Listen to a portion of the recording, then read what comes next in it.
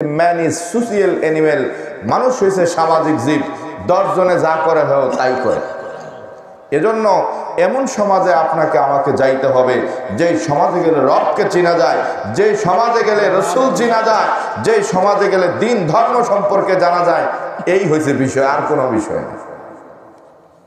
বিষয়টা হয়েছে এটা যেখানেই হোক, যেই জায়গায় হোক না কেন, টঙ্গীর ময়দানে মানুষ যায় তাবলিগের লাইনে, সেখানে যায় কালমা নামাজ, এলেও জিকির একরমল মুসলিমিন সহিনিয়ত তাবলিগ, এগুলা সম্পর্কে আপনাকে এই এলাকা আসে না? তাবলিগের ভাইরা আসে, মানুষকে দাওয়াত দেয়, ইমান একিনের দাওয়াত দেয়, কালেমার দাওয়াত দেয়, হ্যাঁ তাওহীদ রিসালাত আখিরাতের উপর দাওয়াত দেয়। যায় বলে যে ভাই, ও মেরে ভাই, হ্যাঁ আমরা এই দুনিয়া থাকার জায়গা না, ছিলাম না কোনো এক সময়, আবার থাকবো না, আবার থাকবো না আমরা দুনিয়ার জমিনে, বিধায় দুনিয়া থাকার জায়গা না। 3 কথার উপর দাওয়াত দেওয়া হয়, তাওহীদ রিসালাত আখিরাত। তো বিদায় যেহেতু দুনিয়াতে থাকবোই না, তাহলে চলো একটু বাড়ি ছেড়ে ঘর ছেড়ে একটু আল্লাহর রাস্তায় যাই, ঠিক কিনা বলেন? 3 দিনের জন্য আসো, 40 দিনের জন্য আসো, 40 দিনের জন্য আসো, দাওয়াত দেয়। খেয়াল করে দেখো, তোমার এই বাড়ি, তোমার দাদা চলে গেছে, বাবাও চলে গেছে, দোস্ত তুমিও চলে যাবা, দুনিয়ার সব কিছু কাজ বাদ দিয়ে তুমি আল্লাহ রাস্তায় চলে আসো। যখন মানুষটা আল্লাহ রাস্তায় যায়, মসজিদে যাইয়া সেই ইচ্ছায় অনিচ্ছায় নামাজ পড়তে হয়, ঠিক কিনা বলেন? মসজিদে যাইয়া তাবলিগে যাইয়া ইচ্ছা অনিচ্ছায় তাকে যত্র বিড়ি সিগারেট খাইতে পারে না, সে যদিও খায় চুপে চুপে দূরে যায় পলায়া। তারপরে মনে মনে চিন্তা করে, না না আল্লাহ রাস্তায় ছেড়ে দিলাম, আস্তে আস্তে লোকটা ভালো হয়ে যায়। উসিলা কি হইল? মানুষ। উসিলা কি? মানুষ ছাড়া কিছু হয় না। আপনি আমি মানিকগঞ্জ দরবার আল্লাহর ওলির দরবারে গেছি, তারে যাইয়া দেখছি এত সুন্দর চেহারার একজন মানুষ, এত সুন্দর সুন্দর কথা তিনি বলে, এত সুন্দর মধুর মধুর কথা বইলা মানুষকে বায়াত মুরিদ করা দেয়, সবক বাতায় দেয়, এমন একটা জিকির দেয়, জিকিরের মধ্যে মহা একটা পাওয়ার আছে না? ও দুষ্ট লোকটা যখন যাইয়া সকাল এবং সন্ধ্যা যখন বায়াত করায়, তখন বলে না নামাজ পড়ো, বলে না রোজা রাখো, বলে না হজ করো, যাকাত করো, টুপি পরো, কিছুই বলে না, শুধু বায়াত করায় দেয়। বায়াত করে বলে দেয় সুবহানাল্লাহ, আলহামদুলিল্লাহ, আকবার, জিকিরগুলা করবা।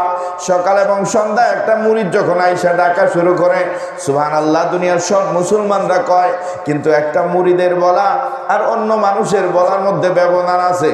তাবলীগের ভাইরাও সুবহানাল্লাহ বলে, এরা বলে সুবহানাল্লাহ তামলাউল মিজান। যখন সুবহানাল্লাহ কোন মানুষ যখন একবার বলে, তার জন্য বেহেশতের মধ্যে একটা গাছ লাগানো হয়। ও দোস্ত, সেখানে যাইয়া তারা সোয়াবের জন্য বলে, কিন্তু না না, আধ্যাত্মিক সাধনার হিসাব হয়েছে আল্লাহর ওলি যেই ব্যক্তি, তার সুবহানাল্লাহ আর ওই লোকের সুবহানাল্লাহ একে না। আল্লাহর ওলি সুবহানাল্লাহ দিয়া কয়, তুমি যখন সুবহানাল্লাহ বলবা চোখ বন্ধ থাকবে, নাক থেকে কপাল পর্যন্ত দৃষ্টি করবা, খেয়াল করবা আল্লাহ আমার দিকে চেয়ে আছে, আমিও আল্লাহর দিকে চেয়ে আছি, আমি আমার আল্লাহর দেখাটা কি, আমার আল্লাহ আমার ডাকে জবাব দিয়া বলবে, বান্দা আমারে ডাকো কা। হ্যাঁ, হাদিসে আছে তা'বুদুল্লাহ কান্নাকা তারা, এমন ভাবে ইবাদত করবা যেন তুমি তোমার মালিকরে দেখতেছো। আল্লাহু আকবার। এমন ভাবে ইবাদত করবা যেন তুমি তোমার মালিককে দেখতেছো। বন্ধুরে, আমি আল্লাহু আকবার করে নামাজে হাত বাঁধি, হাত বাঁধার পরে মন দিল খেয়াল ঠিক থাকে না, ধ্যান ঠিক থাকে না, নামাজে ভুল হয়ে যায়, দুনিয়ার কথা কুকথা মনে হইয়া যায়। কোরআন তেলাওয়াত করে, তারপরে দুনিয়ার বিভিন্ন কিছু মনে হইয়া যায়, তার মানে কি মনে সমস্যা আছে? ইবাদত যেইভাবে ইবাদত করা দরকার, যেভাবে করা দরকার সেইভাবে হচ্ছে না, সেইভাবে ইবাদত হচ্ছে না, যার কারণে এই সমস্যাগুলো দেখা যাইতেছে। বন্ধুরা আমার, বিদায় আমি নামাজে দাঁড়াইলাম, ওযু করলাম, মাথায় টুপি পরলাম, জুব্বা পরলাম, পাগড়ি পরলাম, সব কিছু ঠিক রে ভাই। নামাজে দাঁড়াইলাম, নামাজ পড়ার পরেও আমার থেকে খারাপ জিনিস যায় না, খারাপ স্বভাব যায় না, মেজাজ গরম হয়ে যায়, খারাপ কথা আমি মুখ দিয়ে বলি, মানুষের সাথে কাইজা ঝগড়া করি, মানুষের টাকা মাইরা খাই, মানুষের সাথে সমস্যা হয়ে যায়। তার মানে কি উপরে ভালো হয়েছে, ভিতরে ভালো হয় না। ও দোস্ত, উপরের ভালো আর ভিতরের ভালো একরকম না। উপরে তো দেখতে আমার মুন্সি মোল্লা হুজুর বোঝা যায়, কিন্তু আমার ভিতরে যে শয়তানি আছে এটা তো দুনিয়ার কেউ জানে না। ওই শয়তানি দূর করার জন্য আল্লাহ রাব্বুল আলামিন জানাই দিয়েছে দুনিয়ার মানুষে, ভিতরের ময়লা যদি পরিষ্কার করতে চাও তাহলে আল্লাহর জিকির করো। সিকানাতু কুলুবি যিকরুল্লাহ। এজন্যই বৈশা প্রথম দীর্ঘ সময় জিকির করে রইলাম। দোস্ত আমার, সব মুসলমান জিকির করে, জিকির করার সিস্টেম হয়েছে এক জিনিস। আপনি কি করলেন, টেপ সাইরা দিলেন অথবা কল চিপতেছেন, আপনি জগ দিয়া পানি নিবেন, টেপের মাথার মধ্যে যদি জগ না থাকে সারা দিন পড়লেও আপনার জগ কোনোদিন ভরবে না। সব মুসলমান সুবহানাল্লাহ জিকির করে, আলহামদুলিল্লাহ জিকির করে, লা ইলাহা ইল্লাল্লাহ জিকির করে, কিন্তু রে যিনি আল্লাহর ওলি হয়েছে তিনিও তো মুসলমান। তার ডাকটা বিশ্ব নিশ্চয় অন্যরকম, যেভাবে ডাইকা আল্লাহ পাককে খুশি করছে। উনি বলছে কেমনে, তুমি যখন সুবহানাল্লাহ বলবা চোখ বন্ধ থাকবে, খেয়াল করবা আমি আল্লাহর দিকে চেয়ে আছি। এই কথা দুনিয়ার কেউ কয় না, এই কথা দুনিয়ার কেউ কয় না। কেন বলে না? তারা তো এই সিস্টেম জানে না। এজন্য বন্ধুরা আমার, উনি বলছে তুমি বলবা যখন বসবা, বসে এই ধ্যান করবা, খেয়াল করবা আল্লাহ আমার দিকে চাই রয়েছে, আমি আল্লাহর দিকে চাই রয়েছি। এটা ওনার কাছে যখন আমরা পড়লাম সবকের এই কথা, এখন তাকায় দেখি গো মেশকাত শরীফের মধ্যে সর্বপ্রথম এই হাদিসে জিবরাইলের মধ্যে আছে। আমরা পড়েছি ঠিকই, বুঝতে পারি না। হাদিসে জিবরাইলের মধ্যে আছে, নবীজিকে আয়েশা প্রশ্ন করছে, নবী গো ঈমান কি, ইহসান কি? ঈমান কি, ঈমান কি, ইসলাম কি, ইহসান কি জিজ্ঞাসা করছে।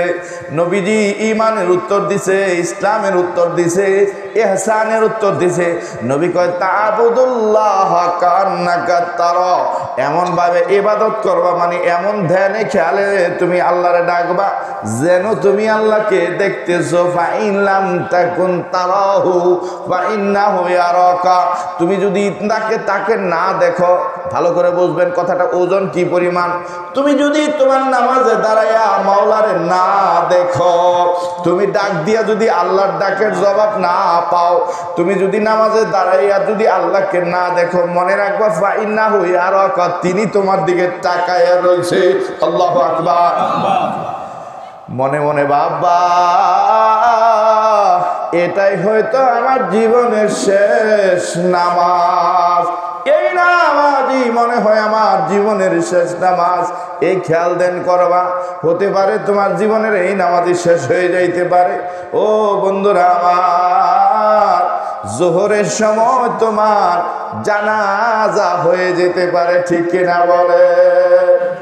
কেমন করে ঘুমাও মানুষ, কেমন করে ঘুমাও মানুষ, ফজর করে কাজা, এখনই তো হতে পারে জোহরে জানাজা, তোমার জোহরে জানাজা। বন্ধুরা আমার, এজন্য ইবাদত করার কারণে সবাই নামাজ পড়ি, কিন্তু সিস্টেমটা যখন আপনি এই খেয়ালে দেন, যখন নামাজ আদায় করবেন, আপনার ধ্যান আস্তে আস্তে ঠিক হবে, খেয়াল ঠিক হবে, আস্তে আস্তে নিরিখটা ঠিক হবে। নিরিখ যখন ঠিক হয়ে যাবে, ধ্যান খেয়াল ঠিক হবে, এই নামাজ আল্লাহর দরবারে পৌঁছবে। সুবহানাল্লাহ। এজন্য বলছেন নিরিখ বান ধরে দুই নয়নে ভুইল নামন তারে, কারে? আল্লাহ রে। নামাজে দাঁড়াইছে, দুনিয়ার আকতা কুকতা দুনিয়ার খেয়াল দেন মাথায় লইয়া তারপর নামাজে দাঁড়াইছে, এই নামাজ আল্লাহর দরবারে পৌঁছবে না। আল্লাহর দেন খেল নিয়ে তারপরে দাঁড়াইতে হবে, আল্লাহর নিরিখ নিয়ে তারপরে নামাজে দাঁড়াইতে হবে। নিরিখ বান ধরে দই নয়নে নিরিখ বান্দরে দুই নয়নে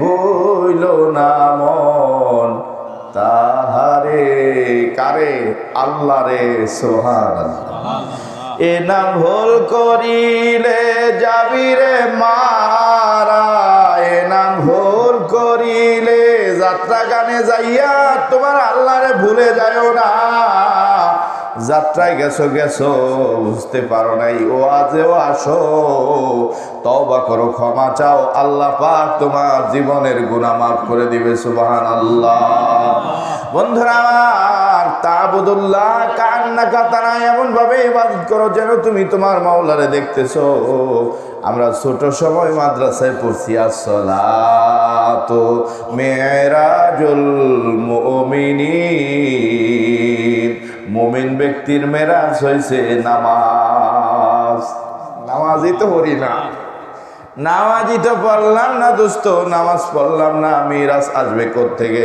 এজন্যই দোস্ত নামাজ আদায় করে মিরাজের নামাজ সঠিক নামাজ পড়া আল্লাহকে চিনা যায় না কবরে যদি আপনি যান তাইলে আর কোনো ভয় নাই ঠিক কিনা বলেন দোস্ত আপনার কবরে আপনি থাকবেন আমার কবরে আমি যাব এই কবরে যাওয়ার জন্য দুনিয়ার জিন্দেগি সুন্দর একটা ঘর বানাইবার জন্য যেমনি ভাবে আমরা কষ্ট সাধনা করি সুন্দর একটা বাড়ি করার জন্য জীবনটা তছনছ করে দিলাম কবর জগতে বাড়িতে যে আপনি থাকবেন রে ভাই ওই বাড়ির জন্য সুন্দর ঘর বানাইতে হবে আল্লাহ রাব্বুল আলামিন বলে দুনিয়ার জমিনের মধ্যে যে ব্যক্তি আমারে ডাকে আমি আল্লাহ তার উপর রাজি খুশি হইয়া যাই আমি আল্লাহ খুশি হয়ে যাই আমি আল্লাহ খুশি হয়ে ওই বান্দাকে কবুল মঞ্জুর করি ওই বান্দা আমি আল্লাহর কাছে প্রিয় পাত্র হইয়া যায় লা ইলাহা আওয়াজ করে লা ইলাহা জোরে লা ইলাহা লা ইলাহা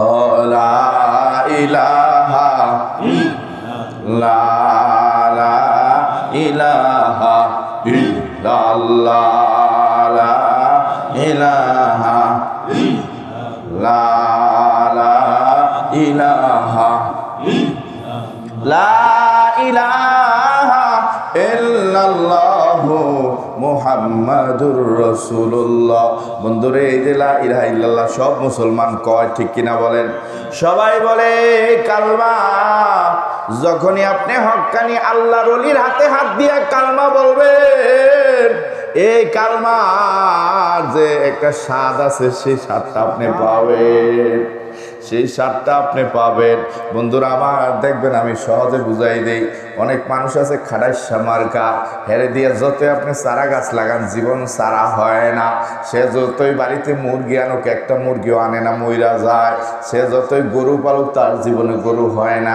আবার দেখবেন এমন কিছু মানুষ আছে মরা একটা চারা পয়রা রয়েছে হবে না ওই চারা আইনা পুইতা দিছে ওইটা বিশাল বড় গাছ হয়েছে এরকম মানুষ বাড়িতে আছে না নাই একটা মুরগি দিছে বাপের বাড়ি থেকে মুরগিটা আইনা যখন পালছে এই মুরগি থেকে এখন 15-16টা মুরগি হয়ে গেছে বন্ধুরা আমার কারণ আল্লাহ পাক এক একজনের হাতে মুখে বরকত রেখে দিয়েছে আল্লাহর ওলিদের মহান আল্লাহর বন্ধু যারা ওলি যারা তাদের কাছ থেকে যখন আপনি তাদের হাতে হাত দিয়ে যখন আপনি কালমাটা শিখে যখন কালমা পড়বেন ভাই ওই কালমার মধ্যে এমন একটা মধু এমন একটা জিনিস মেডিসিন হবে ওই কালমার পাহাড় সওয়াব আপনার আমল নামায় লেখা হয়ে যাবে ওই কালমায় আপনার ইয়াকিন হবে ঈমানের এবং ইয়াকিন পয়দা হবে ওই কালমা জিন্দা মনে হবে ওই কালমা মধুর লাগবে ওই কালমা মরণের সময় আপনার ঈমানকে ঠিক রাখবে ওই কালমা আপনার কবরের জগতে সমস্ত আযাবকে ফেরাবে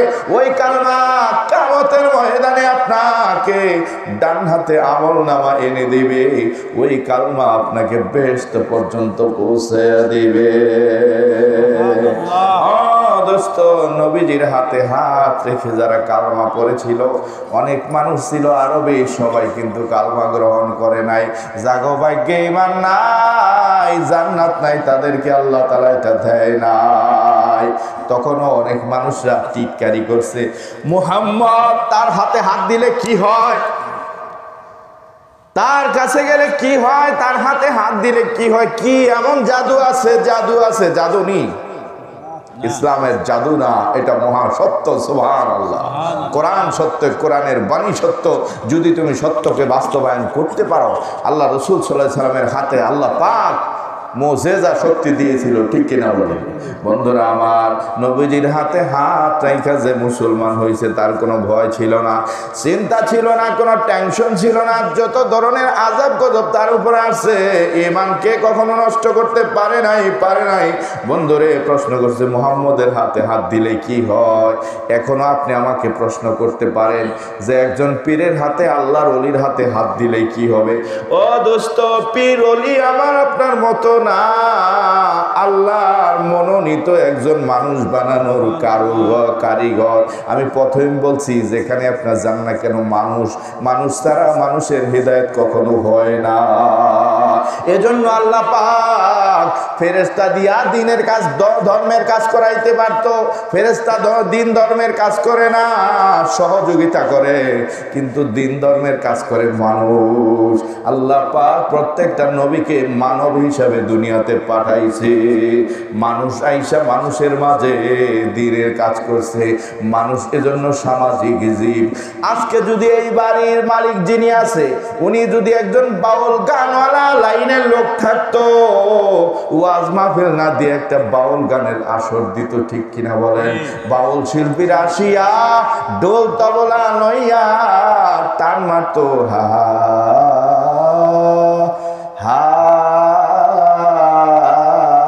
বন্ধু আইলা না, আইলা না রে।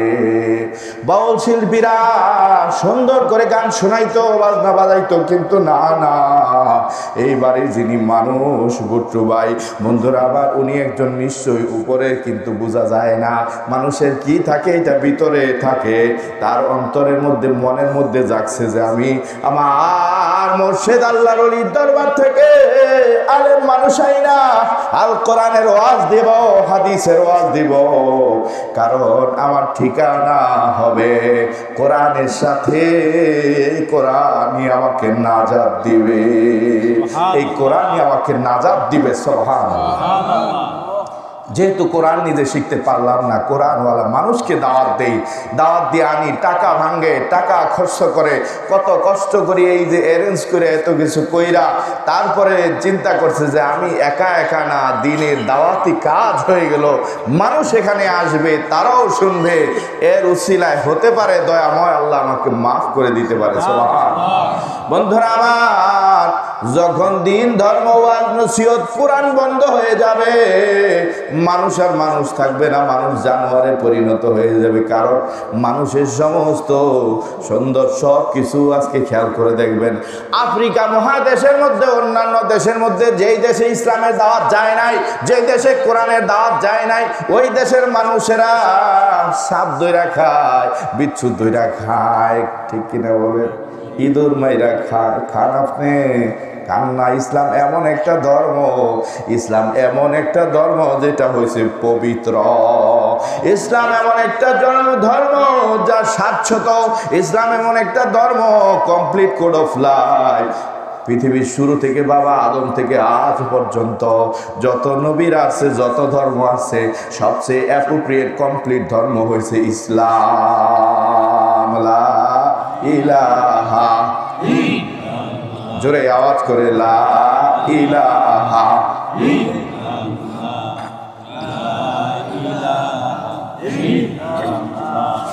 লা ইলাহা,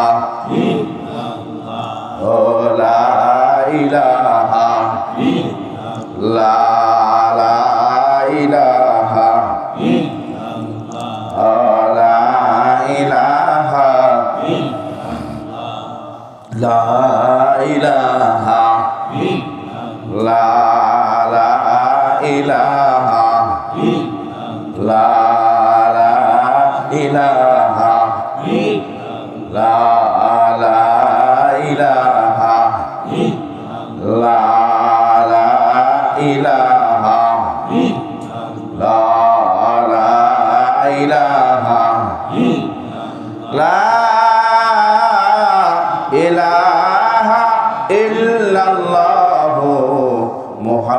মুহাম্মাদুর রাসূলুল্লাহ সাল্লাল্লাহু আলাইহি ওয়াসাল্লাম।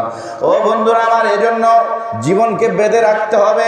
আপনি স্কুলে ভর্তি হইলেন, 1 2 3 4 5 এরকম একটা কনস্টিটিউশন আছে, নিয়ম আছে। স্কুলে যান, আসেন, পড়েন, পড়াশোনা করেন, তারপরে 10 বছর 5 বছর পর আপনাকে সার্টিফিকেট দেওয়া হয়। বন্ধুরে, আল্লাহর ওলিদের কাছে এরকম দর্স আছে, ক্লাস আছে, যে ক্লাসগুলো আপনি কমপ্লিট করলে তখন আপনাকেও সার্টিফিকেট দেওয়া হয়। চিশতিয়া সাবিরিয়া তরিকা মানিকগঞ্জ দরবার আলী আহমদ সাবের কালিয়ারি রহমাতুল্লাহ আলাইহি মহান আল্লাহর কুতুব ছিলেন। এক ধ্যানে, এক খেলে, এক মুরাকাবায় 12টি বছর ছিলেন এক ঘরে। 12টি বছর ছিলেন আল্লাহর ধ্যানে। খেয়াল করে দেন তো, আপনি কয়দিন থাকছেন আল্লাহর ধ্যানে? আমি কয়দিন থাকছি আল্লাহর ধ্যানে? আলী আহমদ সাবের কালিয়ারি রহমাতুল্লাহ আলাইহি ভারতের জমিনে পাহাড়ের পাদদেশে শুয়ে আছে আল্লাহর ওলি। এখনো কোন মানুষ যদি তার যে মাজার বানাইছে, তার যে কবর আছে, সেই জায়গায় যে কোনো মানুষ যদি বেয়াদবি করে, এখনো পর্যন্ত তার অবস্থা খারাপ হইয়া যায়। এত জালালি জিন্দা আল্লাহর ওলি ছিলেন সুবহানাল্লাহ, যার নজরের উসিলায় আগুন ধইরা যাইত। কারো দিকে যদি বদ নজরে উনি তাকাইতো, কালিয়ারি শহরের মানুষেরা ওনাকে গ্রহণ করতে চাইছিল না। কারণ যে মানুষটা এক ধ্যানে, এক খেলে, এক মোরাকাবায় ঘরে ছিল 12টি বছর, সেই মানুষটা আমার মতো এরকম লাতুস লুতুস মার্কা ছিল না। চোখগুলা গাতার ভিতরে গেছে ভাই, শরীরে কিচ্ছু ছিল না। আল্লাহর ধ্যানে খেলে, আল্লাহর ভালোবাসায়, আল্লাহর প্রেমে জীবনকে উৎসর্গ করেছিল। ওনাকে বিবাহ করাইছিল এই ধ্যান ভাঙানোর জন্য। বাসর ঘরে যায় বলছিল, জিজ্ঞাসা করছিল, কে তুমি? ওনার বিবি বলছিল, আমি আপনার মাহবুবা। সুবহান। আমার আগে আমাদের খুব আদরের দরবার মাদ্রাসা থেকে মুফতি পাশ করছে, আপনাদের মুকিমপুর বাজারের মাওলানা মুফতি হাফেজ ফয়জুল্লাহ সাহেব আলোচনা করছে ভালোবাসা সম্পর্কে। তো দোস্ত, সেই ভালোবাসা ওনার স্ত্রী বলছিল, আপন স্ত্রী, আপন স্ত্রী, আপন স্ত্রী বলছিল। বাসর ঘরে যাওয়ার পর জিজ্ঞেস করছিল, বউকে জিজ্ঞেস করছে ঘরে ঢুইকা, তখন তিনি জালালি মেজাজে ছিল, আল্লাহর ধ্যানে ছিল। হ্যাঁ, মানুষ মনে করছে সে পাগল, ওনার মা মনে করছে ছেলেটা পাগল, ছেলে পাগলামি করে। এরকম অনেক যুবক আছে যারা দরবারে যায় আসে, এরে তোর বয়স মাত্র 12-14, তুই কে দাড়ি রাখছ, কে টুপি পরস, কে জিকির করস, দিন ধর্ম। আরে কি এর না, যেটা কাটা এটা জন্ম থেকে চোখা হয়ে আসে। এরে এখনই বয়স তার দিন ধর্ম পালন করার জন্য। আমার ব্যক্তিগত জীবনে আমি কত বকা খাইছি ওয়াজে যায়, জানেন? ওয়াজ শুনলে আমি কানে আওয়াজ আসলে আমি ঠিক থাকতে পারতাম না। কোনোদিন পেছনে যাই ওয়াজ শুনি নাই, সামনে বসে বসে ওয়াজ শুনছি। হ্যাঁ, ওয়াজ, কারণ আমরা বাঙালি মানুষে ভাই, আমরা এত ধর্মকর্ম জানি না, এত বই পুস্তক কিতাবাদি মাদ্রাসা নাই আমাদের দেশে। বড় বড় আলেম ওলামারা আসে ওয়াজ করে, যে ব্যক্তি ওয়াজ করে তার জীবনে 25টি বছর 30 বছর সে পড়াশোনা করে, তারপরে আজকে আমি নামছি মাঠে, দীর্ঘ জীবনের 22টি বছর পড়াশোনা করে পরে ওয়াজে জগতে নামছি। কিন্তু এই যে অর্জন ছিল কোরআন হাদিসে, যে আল্লাহওয়ালা মানুষটা আসলো ওয়াজ করার জন্য, সেই মানুষটা তার জীবনে কত অভিজ্ঞতা নিয়ে সে আসছে। তো বন্ধুরা আমার, এই জন্য এলেম কালাম এটা কখন কার কি হয় কিভাবে এটা বলা যায় না। সে 12 বছর 14-15 বছর বয়স, এখন পীরের দরবারে যা মাথার টুপি দিছে, দাঁড়িয়ে রাখছে। হ্যাঁ, বিভিন্ন বন্ধু বান্ধবরা টিটকারি করে।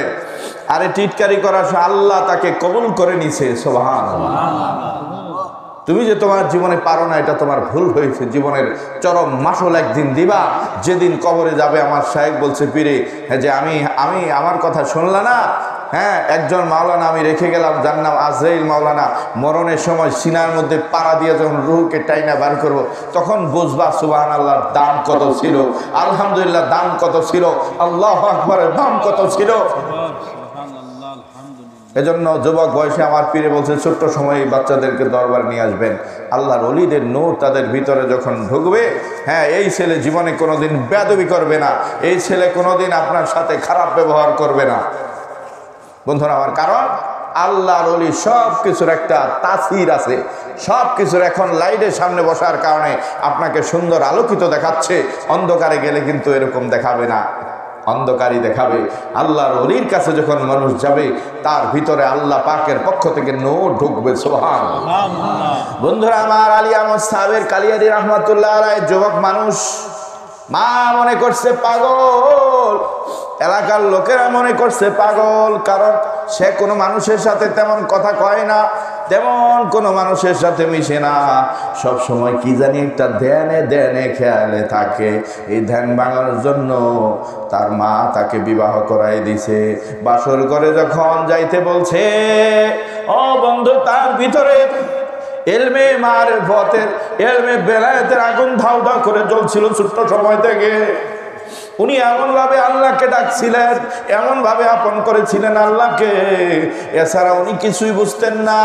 তাকে স্বাভাবিক বানানোর জন্য মনে করছে বয়স হয়েছে, এখন বিয়া শাদী করাইলে মনে হয় পাগলামি ঠিক হয়ে যাবে। আসলে তো সে দুনিয়ার পাগল ছিল না। জোরে বলেন আল্লাহু আকবার। ঘরে গেছে যাইয়া গভীর রজনী বাসর ঘরে যাওয়ার পরে জিজ্ঞেস করছে, কে তুমি? ওনার বিবি বলতেছে, আমি আপনার মাহবুবা। উনি উত্তরটা দিছিল, মাহবুবা, আমি আপনার মাহবুবা। বন্ধুরা আমার, বলার সাথে সাথে আল্লাহ বলে এমন একটা চিৎকার দিছে, চিৎকারের সাথে সাথে ওনার চোখ থেকে তাজাল্লির একটা আগুন যাইয়া ওনার নতুন বউয়ের শরীরে আগুন লাইগা জ্বলসা গেছে, আজও পইরা গেছে। কেন? তার কোনো অস্তিত্ব ছিল না। বন্ধুরে, তার উস্তাদ তাকে উনার পীরে, উনার শায়েখে জিজ্ঞেস করলো, কি করলি এইটা? বন্ধুরা আমার, কারণ উস্তাদ তো বুঝে ব্যাপারটা। উস্তাদ জিজ্ঞেস করলো, কি করলি এটা? সে কি অপরাধ ছিল? সে পাগল বলতেছে, আলী আহমদ সাহেবের কালিয়ার যুবক বলতেছে, আমারে কয় আমি, সে নাকি আমার মাহবুবা।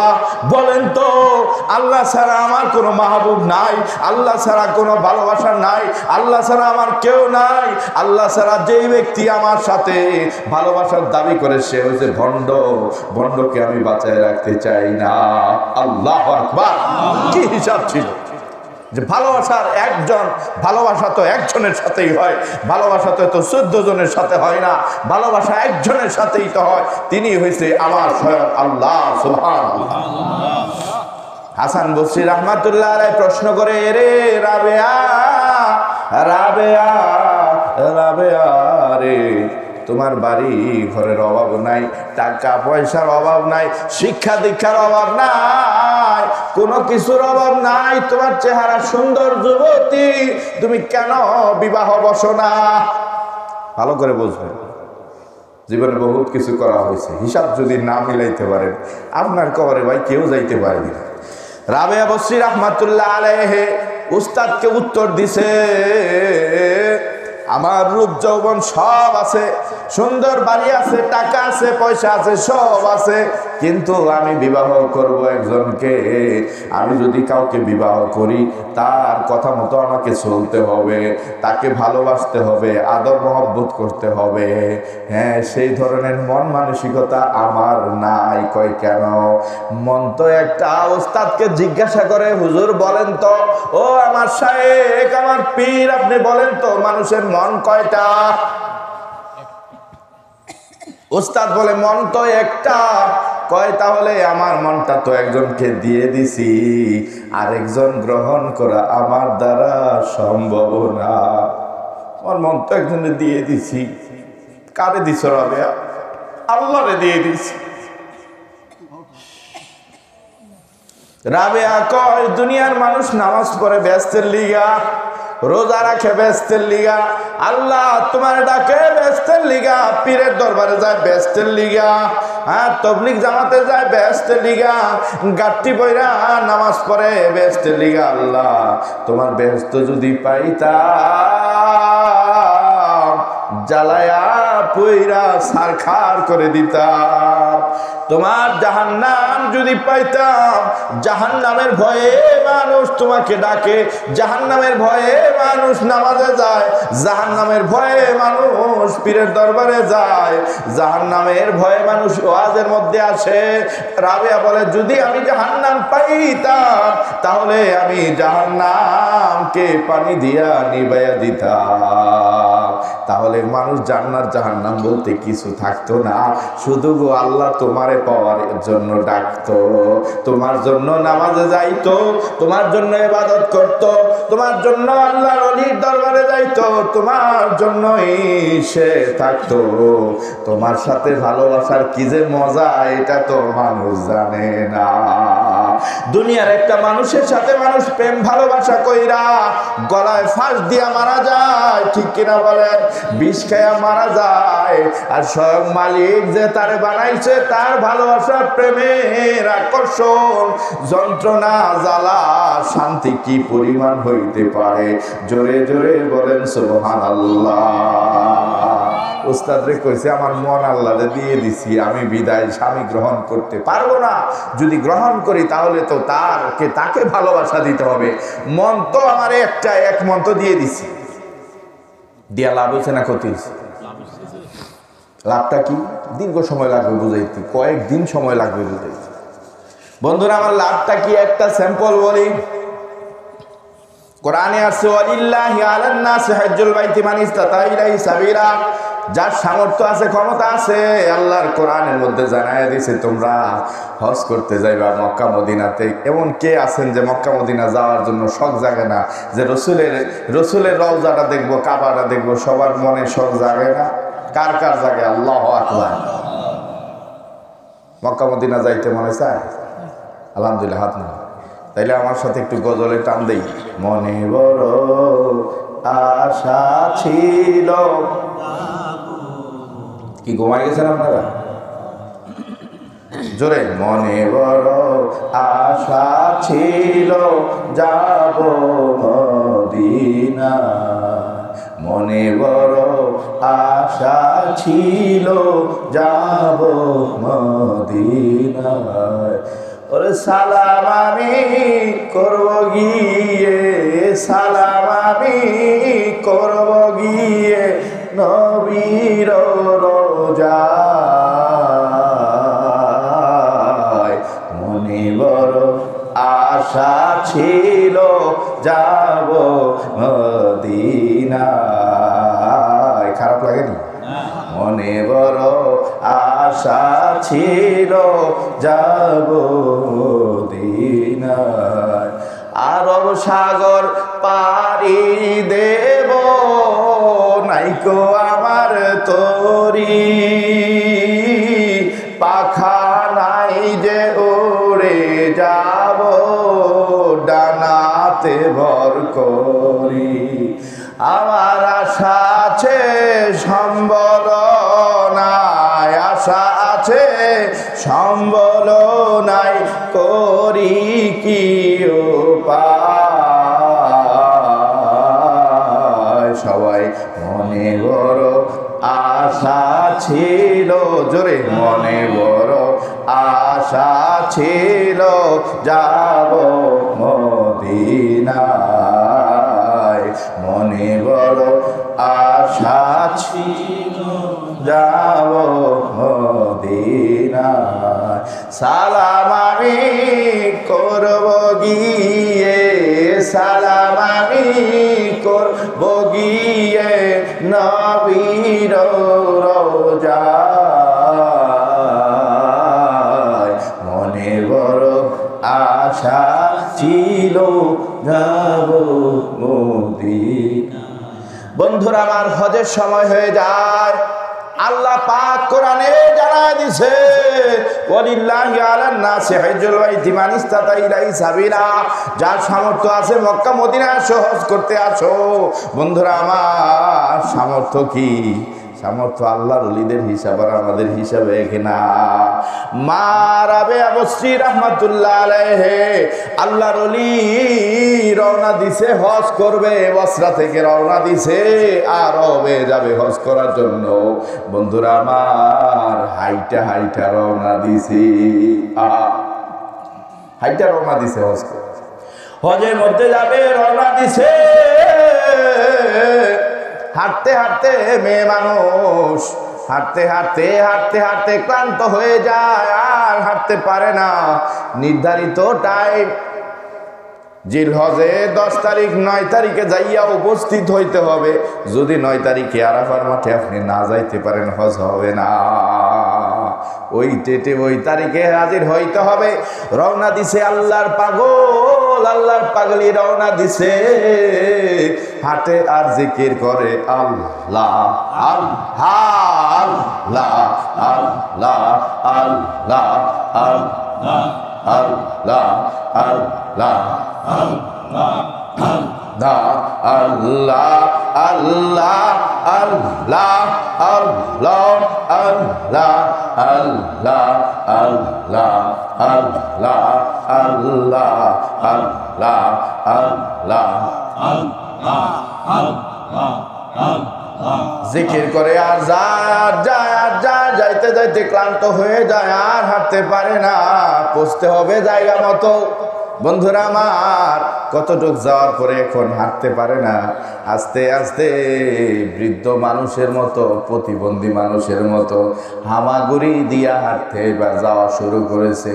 ও দোস্ত, হাঁটু দিয়া কতটুক যাওয়া যায় বলেন তো? হাঁটু দিয়া কতটুক যাওয়া যায়?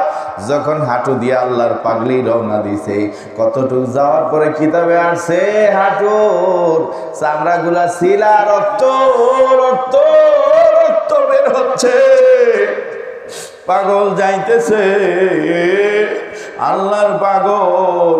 আল্লাহ পাক বলেন, ও ফেরেশতা, পাগল থামবে না, কাবাকে তার সামনে নিয়ে হাজির কইরা দাও।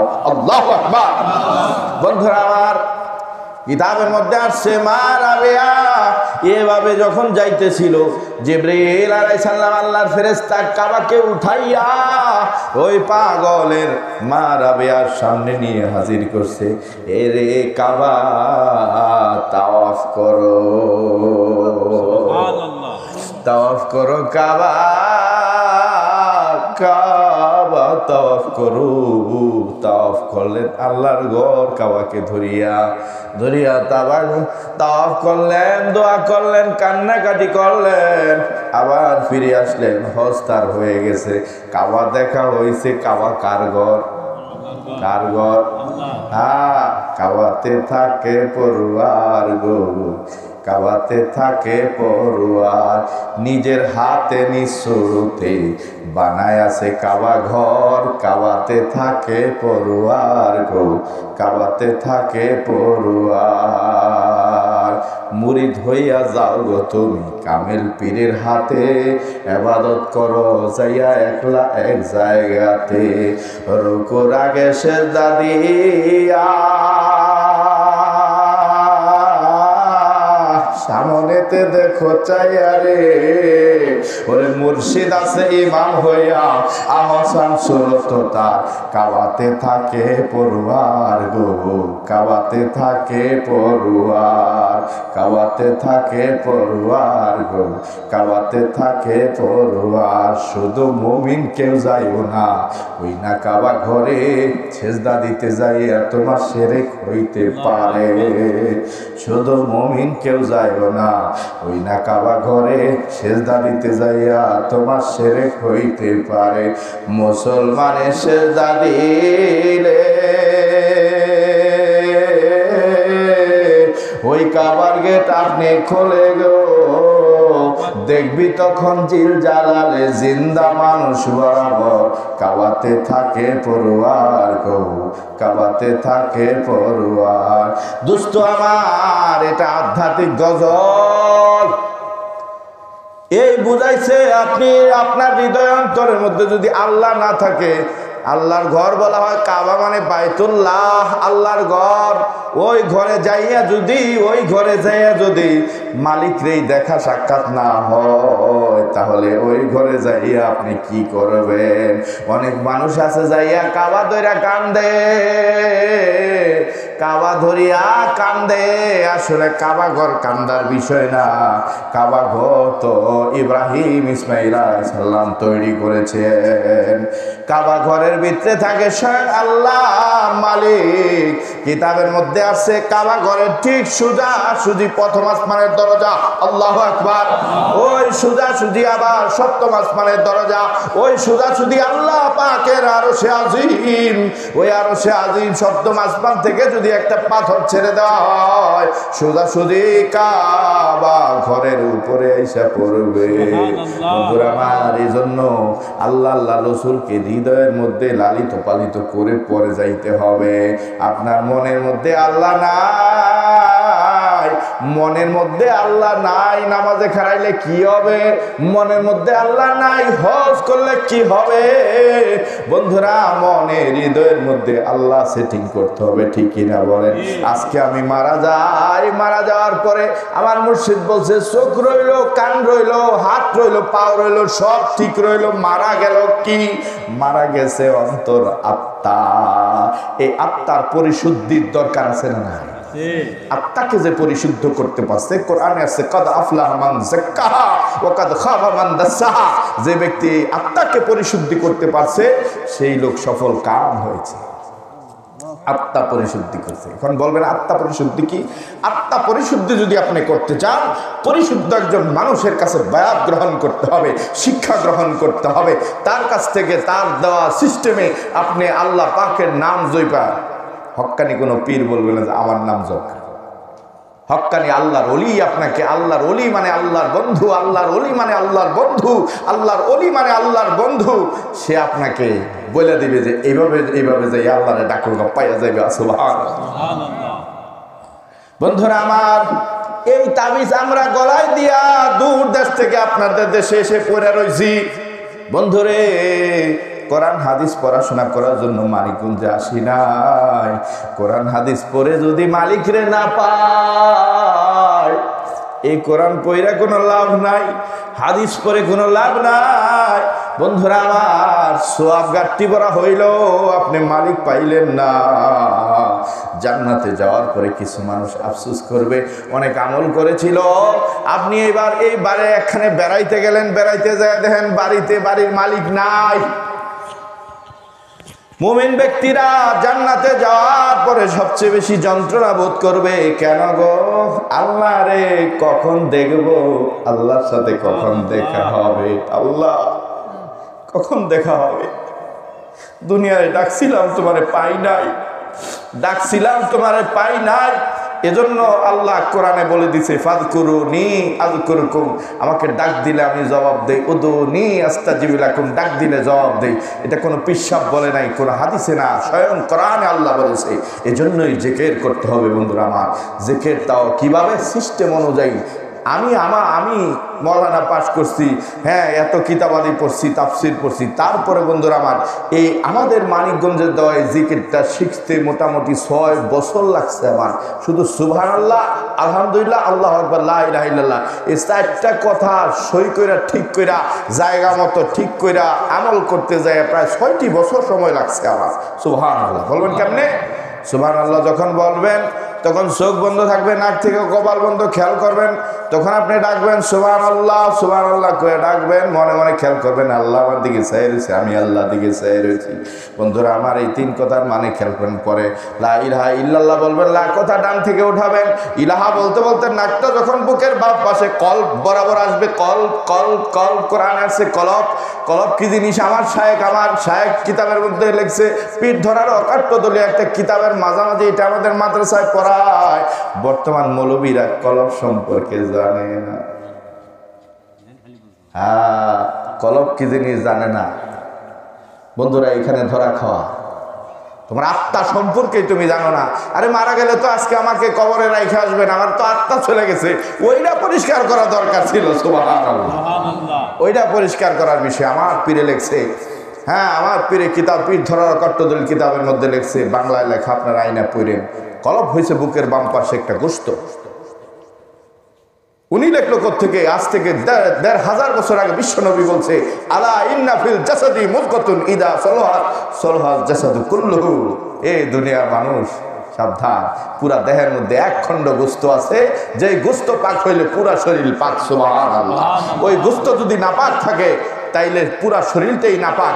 আলা ওয়াহিয়াল কলব, সাবধান, ওইটাই হয়েছে তোমার কলব। সুবহানাল্লাহ। এই কলবটাকে পরিষ্কার করতে হবে। কেমনে? কুলুবুল মুমিনুনা আরশুল্লাহ। বন্ধুরা, যখন আপনি কলবকে পরিষ্কার করবেন, ওই অন্তর আত্মার মধ্যে মহান আল্লাহ পাকের জায়গা হয়। কিতাবে লেখছে, কিতাবের মধ্যে লেখছে, মান্না গুঞ্জম দর জমিনে আসেমা লেকে গুঞ্জম দর কুলুবে মুমিনা। আপনি যে আল্লাহরে ডাকবেন, আল্লাহরে এনে বসানো লাগবে নাকি জায়গা? আল্লাহ বলছে তোমার হৃদয় আত্মার মধ্যে আমি আল্লাহর জায়গা হয়, আমি শান্তি পাই। সুবহানাল্লাহ। এখন আমার হৃদয় তো ময়লা আবর্জনা, মিথ্যা, খারাপ, ব্যভিচারী, খারাপ দুনিয়া, সুদ ঘুষ সব কিছু দিয়ে আমার কলবকে অপবিত্র বানায় রাখছে। এই অপবিত্র আত্মাকে পবিত্র করতে হবে। বন্ধুরা আমার, যখন আপনি বাম পাশে এই কলবটার মধ্যে, আমার শায়েখ রয়েছে, এই কলবের গোস্তটা, গোস্তের উপরে পর্দা আছে, এই পর্দার ভিতরে আছে সের, মানে পর্দা। এই সেরের ভিতরে, পর্দার ভিতরে আছে নূর, নূরের ভিতরে আছে স্বয়ং রব্বুল আলামিন বিরাজমান। সুবহানাল্লাহ। বন্ধুরা আমার, যখন আপনি আল্লাহর জিকির করতে করতে করতে করতে করতে করতে আল্লাহর ওলি হয়ে যাবেন, আল্লাহর ওলি হওয়ার পরে আপনি চক্ষু বন্ধ করে কলবের দিকে খেয়াল করলে দুনিয়ার সব কিছু দেখতে পারবেন। সুবহানাল্লাহ। এজন্য আমার প্রিয় বলছে, জানায় বিশ্ব ব্রহ্মাণ্ডে তা আছে মানব ভাণ্ডে, জানাই বিশ্ব ব্রহ্মাণ্ডে তা আছে মানব ভাণ্ডে। আদমের কলবে সাই এলাহির বারামখানা, মানুষ যায় না কেন চেনা। সুবহানাল্লাহ। আপনি যতই আমার সাথে থাকেন, আমার অন্তরে কি এটা আপনি কোনোদিনও বলতে পারবেন না, ঠিক কিনা বলেন?